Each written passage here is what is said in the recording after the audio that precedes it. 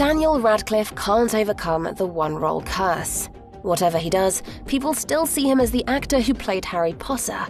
I think now there's a tendency to assume that everything that I do is a comment on what I used to do. It seems Daniel desperately wants to forget the years he spent playing the wizard.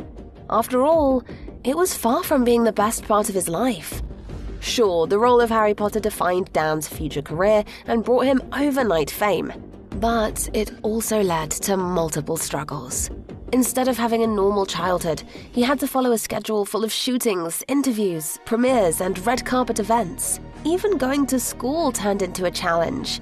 Dan's classmates became hostile towards him after the first Harry Potter movie was released. They teased him a lot, as if his success was a bad thing. What made things worse was the fact that Dan didn't really want this kind of life. When he was asked to audition for Harry Potter, he wasn't that interested in acting. His parents had to convince him to even consider going for it, and when he became the boy who lived, Radcliffe still thought about quitting. In fact, he almost stepped down after the third film of the franchise. Dan thought about telling the producers that they'd have to find someone to replace him. He felt as if he could no longer sustain the pressures of fame. Dan didn't get a chance to do even the most ordinary things, such as hanging out with his friends or walking in a park, because he was constantly followed by his fans and paparazzi. Public scrutiny made things worse day by day. He felt as if everyone expected him to be happy because he was famous. Part of the thing is the expectation that you should just be delighted all the time.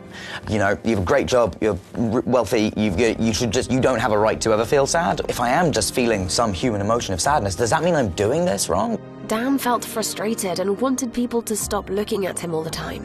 But because he was still so young, he didn't know how to deal with his problems in a healthy way.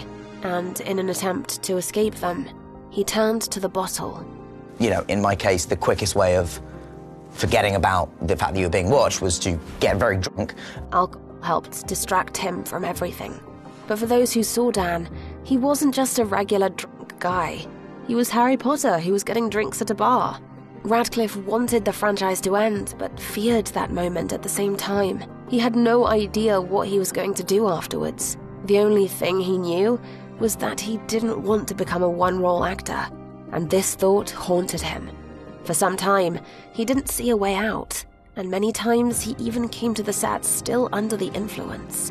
I can point to many scenes where I'm just gone, dead behind the eyes. Fortunately, at some point, Dan realized that he had a serious problem, and it was time to stop. And ultimately, it was my own decision. Like, I woke up one morning after a night going like, this is probably not good. Of course, he didn't overcome his demons immediately. It took a few years and it took a couple of attempts, but I think I have been just unbelievably lucky with the people that I've had around me at certain times in my life. Dan's parents helped him recover and overcome the struggles with fame that he faced. The actor shared that they walked the balance of not being pushy, but always supportive. Dan has been sober ever since. But even though he learned how to deal with his inner struggles, Dan still had to prove himself to others. It was important for him to convince everyone that he was more than the boy wizard. And it wasn't easy. Because whatever Radcliffe did, people would say that it was just another move from Harry Potter. Trying to prove that he was more than a one-role actor, Dan started taking on more and more parts after the franchise ended. One of his post-Potter roles was radically different. It was the play Equus, where Dan was on stage completely naked. It may have been the first time he shocked audiences, but it definitely wasn't the last. Radcliffe has since played a multitude of characters in various movies, from horrors to romantic comedies. From Dr. Frankenstein's assistant, to the guy who got lost in the jungle, and to the parody of musician Weird Al Yankovic. I always enjoy being challenged by something and feeling that I'm doing something that I haven't done before. But to this day, it seems that many people don't believe that he has a versatile talent. They keep identifying Dan with the Harry Potter franchise, and the actor keeps on forcing everyone to see him in a different light with each new project he takes on. I'm looking forward to a day where I can just release a film and it not be, I suppose, talked about in that way. Luckily for Dan, that day might come. For one of his recent movies, The Lost City, he actually won the MTV Movie Award for Best Villain. So it looks like people are finally starting to see him as more than a one-role actor. Perhaps one day Daniel will be able to create a new image of himself that will separate him from Harry Potter once and for all.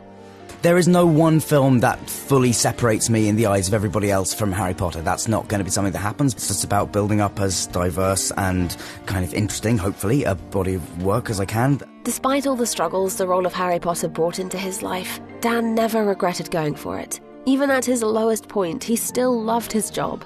That was the reason why he never left the franchise and never quit acting. His career didn't only bring him fame and adoration, it also helped him find his significant other. Dan met actress Erin Dark on the set of one of his films, and soon started dating her. They've been happy together for 10 years now. Despite being appreciative of what Harry Potter did for his career, Radcliffe was still relieved when he could stop playing the boy who lived and choose the projects he liked.